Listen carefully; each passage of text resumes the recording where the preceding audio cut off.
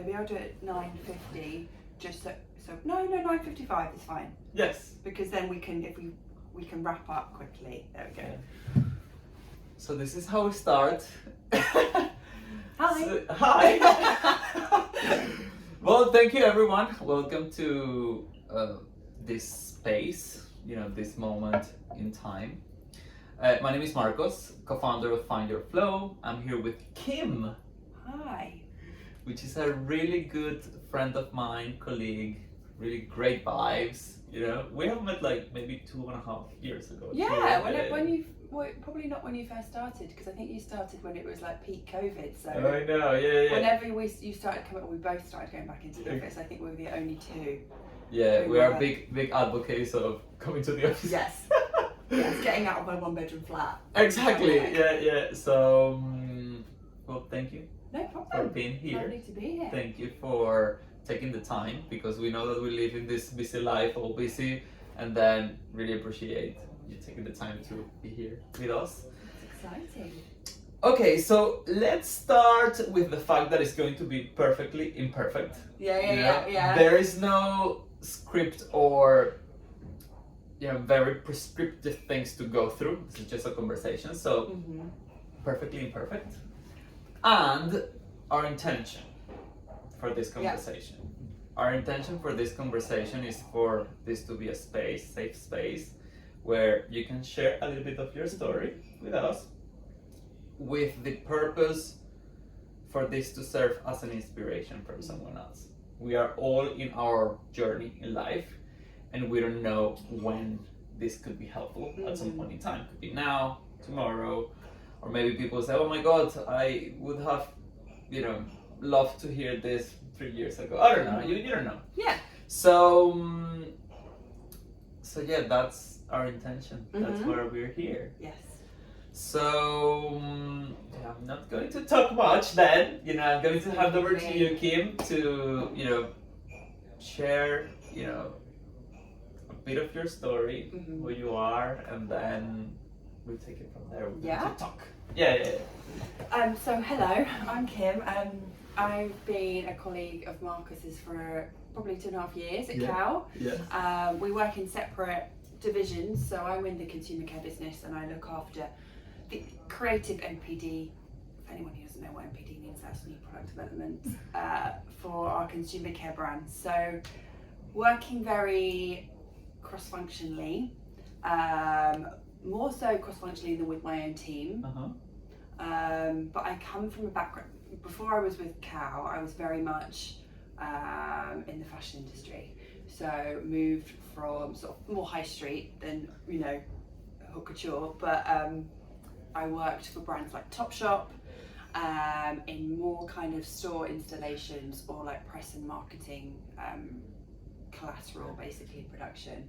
So yeah, a lot more fast paced than when you're working for cosmetic businesses, I'd say, which I obviously appreciate more so now, that processes can take 18 months, 2 years, and although that now feels like a very quick turnaround compared to the fashion industry when you need something done yesterday, it's where I sort of feel a lot more comfortable in terms of operating in a much more considered way than perhaps I felt when I was, working in what I thought was an exciting industry when I was in my 20s, like working for brands like Topshop before everything we know now of the Arcadia Group. It was a very exciting time and the right age, I guess, for me to be in that industry.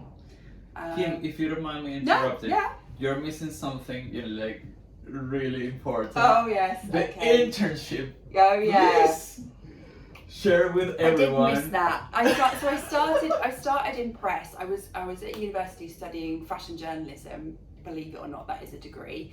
And I did an internship in my second year, during my summer between my second and third year at Alexander McQueen. Okay, guys, so let's stop. It's like Alexander McQueen. When I met Kim, she was like, I'm also coming from fashion industry background, and then imagine me meeting him like, well, yes, I work for Alexander McQueen. I was like, oh my god, I never It was met exciting. someone Do you that know what? worked for him. Yeah. It was. So I was there for about 5 months. So from sort of April, May time to September. So the whole of my summer, because full time Monday to Friday, because I just absolutely loved it. But do you know what the funny thing is? Like, it was before I heard about it through my sister. Her friend was going to do this internship and then couldn't, and then I kind of approached them about doing it. It was an internship in their press office, so they had obviously a lot of interns up in the design studio, and maybe 2 or 3 down in the press office at any time.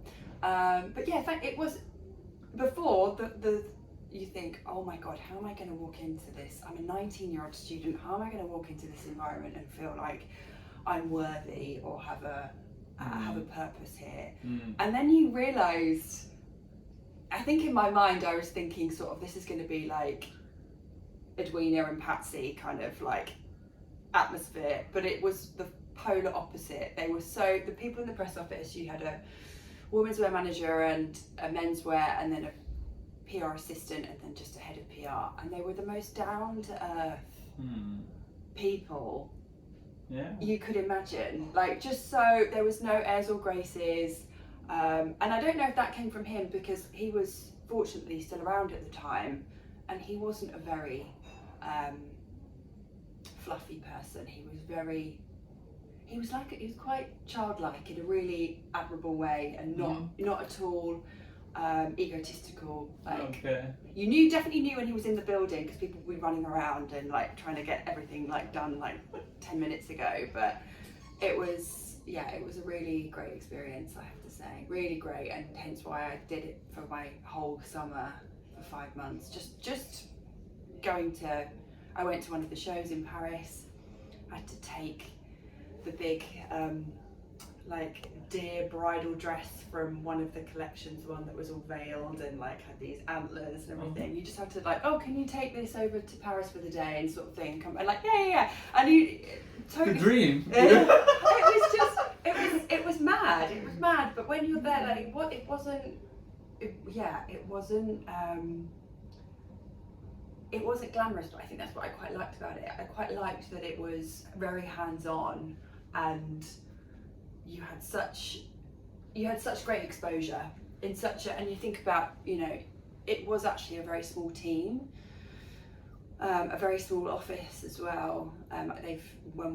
When I was there, and yeah, you just felt part of something, and that was, I think, very important. You just felt like you had a real responsibility, and it was a great learning experience, I have to say. It feels like such a long time ago now, but I think it was quite pivotal in terms of, at that point, when I'm still studying at university, to realise, no, and I think it was, if anybody was put in that position, it would make you think, oh, I can do this. Like, beforehand thinking, how on earth am I going to blag my way through this? And then you get there, and like anything, you take it a day at a time, and a little bit fake it till you make it. Some days more than others, but that's what you have to do, I think everybody does that. Yeah, because you have to push yourself. Life is like that, so sometimes you need to somehow go through. But the good thing that you mentioned is that you had that perception of, oh my god, how am I going to work for Alexander McQueen? And oh my god, but then you got in, and then you felt connected, part of something, belonging, and your experience was super great.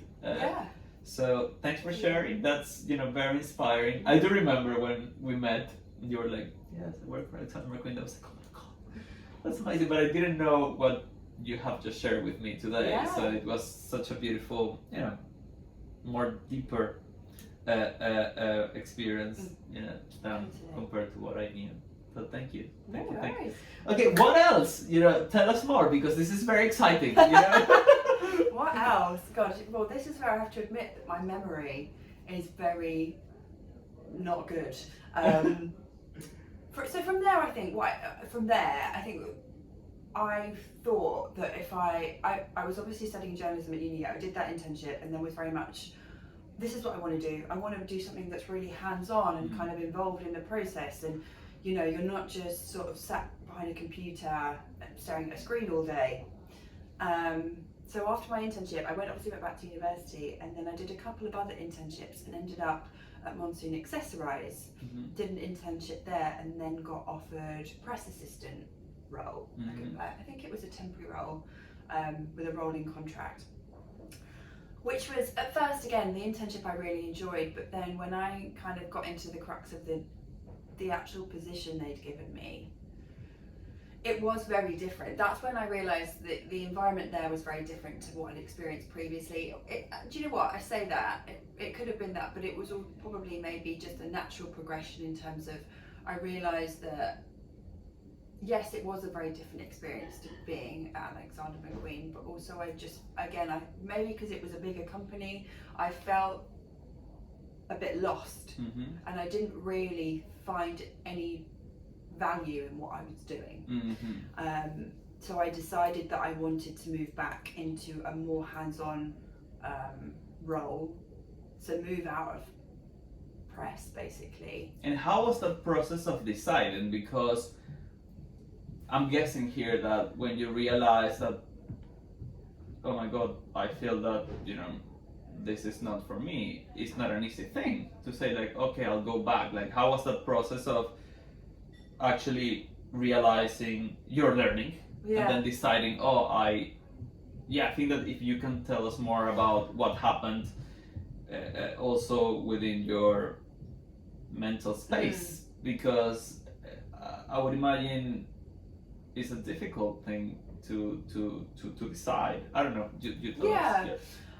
And what definitely helped with the practical side of it was that it was a temporary contract, so it was just, I think, after maybe 6 to 9 months of actually working full time there, I think I'd sort of been interning for maybe 3 or 4 months, went to do another internship, and then they invited me back to sort of into the press assistant role. I think what helped with actually sort of drawing a line in the sand was very much, well, my contract's coming to end, so that kind of makes that conversation a lot easier. But in terms of wanting to make that jump from what I was doing to where I went afterwards, I knew somebody who was working in sort of more photo shoot production, and obviously that was someone who I went to university with. In terms of where they'd gone to working for a brand, or doing like kind of freelance, basically working for brands, working on production shoots for like brochures and things like that. And I just thought, I was so young, I was still, that was my first job out of uni, so I was sort of 22, 23 at the time, and I just, so much easier at that point in your life to kind of reconsider when you don't really, you're kind of still establishing your foundations of what makes you, and that process is forever continuing. Experimenting. But when you're that age, you just feel like you can, I can go and do that, I'll give it a go. I think that definitely helped in terms of that mindset of, I can just leap from here to here, and there not be too many consequences, because obviously there's not. You're so young, and you have the vast majority of people, I'd like to hope, don't have that many other considerations or responsibilities. I know there are people that do.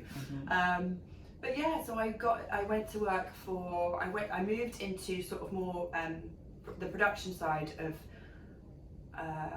brochures and photo shoots. So I went to work for Laura Ashley for a few years, and then on to Designers Guild. And basically, like I said, it was just what I wanted in terms of something that was very much more hands-on. I suppose the thing I didn't like about press, and that I did like with working in a more collaborative environment, was that when I was working in press, it was very much, my experience at Monsoon Accessorize was, you were literally doing call outs behind a computer, so people would be sending requests for things, you'd go into the showroom, pull all the samples together and just send it out. So it felt like you would just, I think what I missed from my previous experience in internships in press was that sort of direct relationship that you have as part of a team, and a bigger team in terms of it was a smaller company, and you had like the design team upstairs, and you kind of got to know everyone. You got to know the studio manager,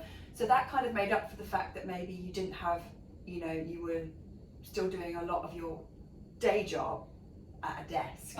Whereas within Monsoon Accessorize, it felt like you were kind of in terms of the office setup, you were in a different part of the office to marketing and the other teams. We were on the ground floor in like a separate area with an office and a showroom. So maybe I felt a bit isolated, or I just felt like I missed the relationship side of being in a working environment. And I wanted something that gave me a bit more exposure, not with just my own team, but other people as well. And that's beautiful. Yeah, sorry to interrupt. Like, that's beautiful. That element of togetherness, be part of something bigger, belonging, community, connections. You mentioned the keyword isolating in one of your experiences. So I guess that you learn, like, okay, like this isolation, and then because you repeated quite a few times that keyword of community, connection, feeling part of the team, relationships, and that's really beautiful. I think that we are all humans wired to, work in that way. So thanks for sharing. Yeah, but keep going. Keep going. This is very interesting. I know, but I just, do you know what? This is very interesting for me because it's stuff that I haven't prepared for this. Like, I sit down because I thought it's going to be easier. I should have thought about that probably once or twice more because I do have such a terrible memory. But and I guess that's, again, we can come to that later. But I don't really tend to look back. And that's maybe a fault, because then I don't kind of reevaluate. I just always, I'm like moving on to the next thing all the time. But yeah, so I did that for a few years. Again, and then an opportunity, I think I was like, I'm working for Laura Ashley, like, it's where my grandma shops. Maybe I should, try and do something a bit more relevant for me, like in terms of an industry, something where I'd be working with, because once you kind of establish, all right, it ticks that box, now what else is left to explore, kind of thing. So I went to work for Topshop and Topman. I was working across Topshop, Topman and Selfridge in basically, I can't remember what our team was called, but we worked with the marketing teams within the brands. They all operated quite independently from one another. And they would, so with their visual merchandising teams and press and marketing, so when they were doing big installations at Topshop, Oxford Circus, for example, and they needed to fit out the windows or do some big like graphics for a big launch, or kind of, they used to have like, or maybe Topshop, Oxford Circus wasn't around when you were in London, but I was, and I love that story. The different sort of, you'd go downstairs and you had like the unique area and boutique. We'd kind of do all of like the graphic fits for those areas. And I remember it was amazing. It was such an experience. I remember coming in. I think that there was a DJ and everything was like so colorful and then sun. So they did, and that was at the peak of sort of like Topshop basically. So I was there for a few years. I actually left because I was approached about another job at NewLook. So I went to NewLook, did a similar thing.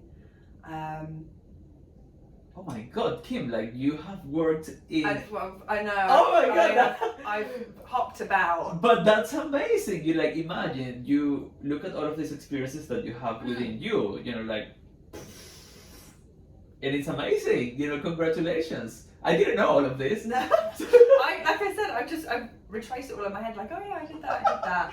Yeah. But hold on. Okay, on your journey, because you have been exposed to loads of teams, loads of people, different working environments, loads of brands. Yeah. What would you say has been, your top learnings on that journey, of experimenting, for you as a individual, and that can serve like for others. I think in all the jobs that I've done personally, it's about managing expectations. very much so, because you're delivering something on behalf of somebody else, or you're responsible for, and I suppose that's true for everyone, you're responsible for your part of an overall project or a process. And I think that it's important to, the most important thing I learned, and I think I learned this, I've learned it more and more as you kind of, maybe not so much at Cow, maybe that's why I feel I've sort of settled here for the time being, is it's important to say no to people. I feel like in a lot of situations you can feel pressured to prioritize. People can make you feel like that in a working environment where, you know, your priorities sort of take a back seat compared to what someone else needs you to do in that moment. And I think it's so important, and it probably took me a long while to learn that, I think, because I am very much a person who just wanted to do right by everybody, to say no and be okay saying that to people, like, I need this now, or I need it before you can actually deliver it without jeopardizing any of your other work that you need to get done.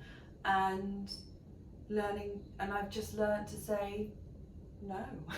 Wow, but that sounds like, I mean, like, I think I learned that most. I worked in different retailers, like different fashion retailers, and then when I worked on the flip side, on a design agency side, which was a maternity cover, and that was the most, in terms of time demands, I headed up the production team basically in this design agency, and it was imperative that I learned to say no, because you're responsible for not only yourself, but when you're responsible for other team members and their workload and their pressures and their work-life balance, you have to sort of advocate for them and fight that corner for them, and kind of just try and, you know, it's not always possible, but just, and it's saying no, but it's also educating people about why that's the no. Like, it's not just saying it to spite people, it's saying it to make people aware of the circumstances around that. Okay, but that's a big learning, because it's not that you're going to turn us like, no, thank you, no.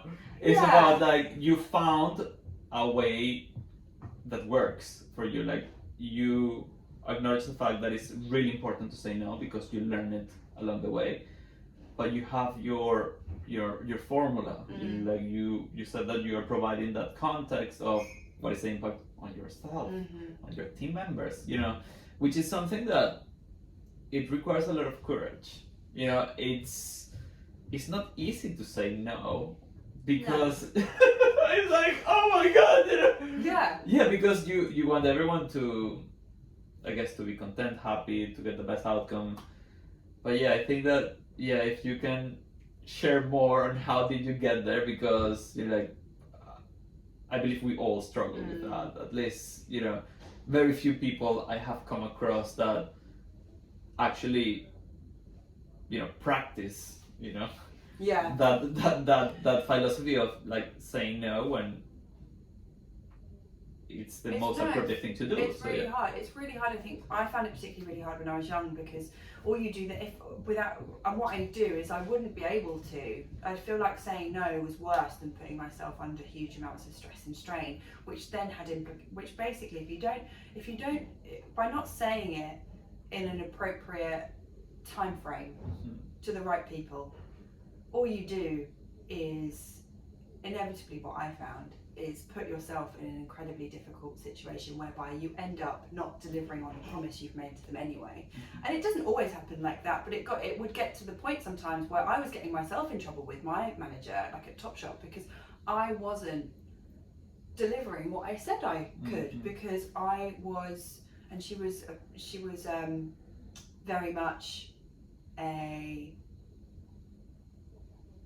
very much somebody who, and to be fair, she was probably right in that we were a service to the brands, therefore we were effectively spending their money.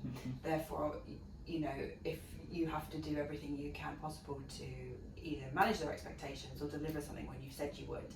So yeah, it was a very slow process, I think, in terms of like, because I think that's what happens when you move. In one way, moving jobs, you know, every 2 or 3 years is kind of giving you like a fresh start, so you can reset yourself and your relationships and how you manage relationships at work.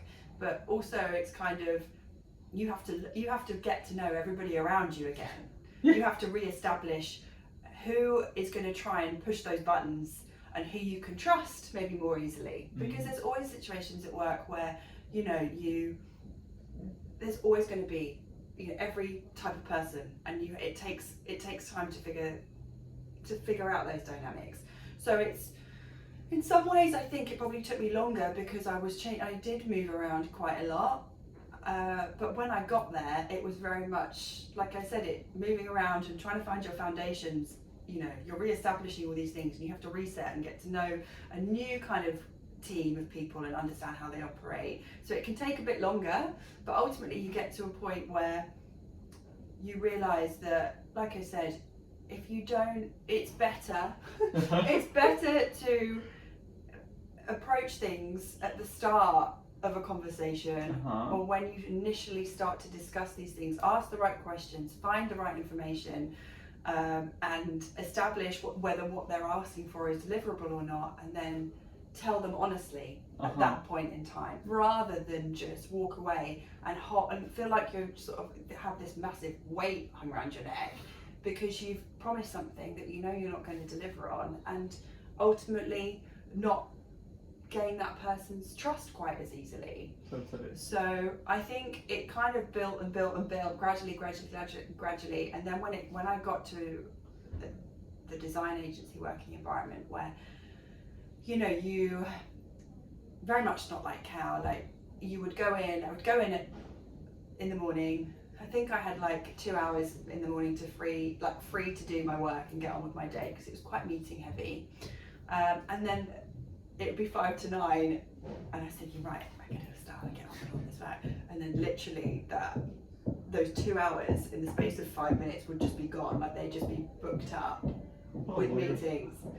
And so I know that's the environment. I know that's how differently, you know, different industries operate. But for me, when I wasn't even in control of my own time within the time frame of the next 2 hours, like all of a sudden, when am I going to do all this work that I thought I was going to have to cram into these 2 hours? That you committed, because you were like, with all of that, yes, I can do it, and then you put it on and say, when am I supposed to do it? Exactly. Oh my God. Exactly. So then it was almost like, then it almost became a sort of a survival mechanism, basically, because you have to almost, you want to start to manage, or you have to start to manage your own time before you get to a point where it becomes unmanageable. So it's almost experience that gives you that, in terms of, I know if I do this and say yes to this and this, then potentially what's going to happen is my experience tells me that, how has that gone so quick? Sorry. Yeah, it's fine. I have to edit that back. No. I think that this is perfectly perfect. Yeah. Okay, one last question, because I know that we are short in time. Has this, you know, element of not saying no at the right time, has that ever taken a toll in your stress levels, mental health? If you can share a little bit, you know, I know that we have, you know, but yeah, I think that because it's important, you learned that. Obviously, you also mentioned that you, at some point, you put yourself under a lot of, you know. Yeah. No, and I think in terms of being in a place where you just take on all of that responsibility and internalize it, you internalize it. If you don't make, and that's what I did for a long time, if you don't manage externally the expectations of people, and all you do is basically take all of that workload, that pressure, and internalize it, then it becomes a huge barrier to getting yourself out of it. I think you have to maintain the balance. In my opinion, I have to maintain that balance in order to make sure that I'm okay to actually do the job that you're asking me to do. And I think if you try to take on too much or feel like you're being pressured into that circumstance, then the best advice I could give is just to take a step back. Like don't if someone's trying to put pressure on you, very much like face to face or via email, if it's face to face, I think the best thing you can do is just don't feel like, if you feel like someone is trying to get you to commit to something in that moment that you don't feel comfortable doing, just honestly, the best advice I can give is just to say, like, I'll have to come back to you, I need to go away and read about it. And if someone doesn't respect that, then that is not your problem. Like, if someone isn't respecting that you're trying to say no in the nicest possible way, and they're pushing and demanding on you, then they're not managing their workload or their expectations properly. If they're trying to enforce that on you, that's not your issue or responsibility to deal with. Wow, that's incredible. I'd love to. We can talk more about this. Absolutely, there will be another time, with Kim. But what you have shared with us is honestly, extremely powerful. Because probably it's the reality of most of people out there. Putting ourselves in there, a lot of pressure. Where, back to quoting you need to be well. Yeah.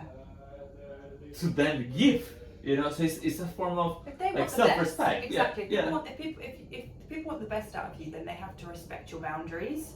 And by trying to push you into doing something or like not give you a way out, if someone's making you feel like that, then you don't have to manage that on your own. I wouldn't necessarily, in whichever way you feel more comfortable, speak to colleagues, or even like if it's really something that you need to address, take it to your line manager. It's not your responsibility to manage someone else's kind of chaos. Yeah, exactly.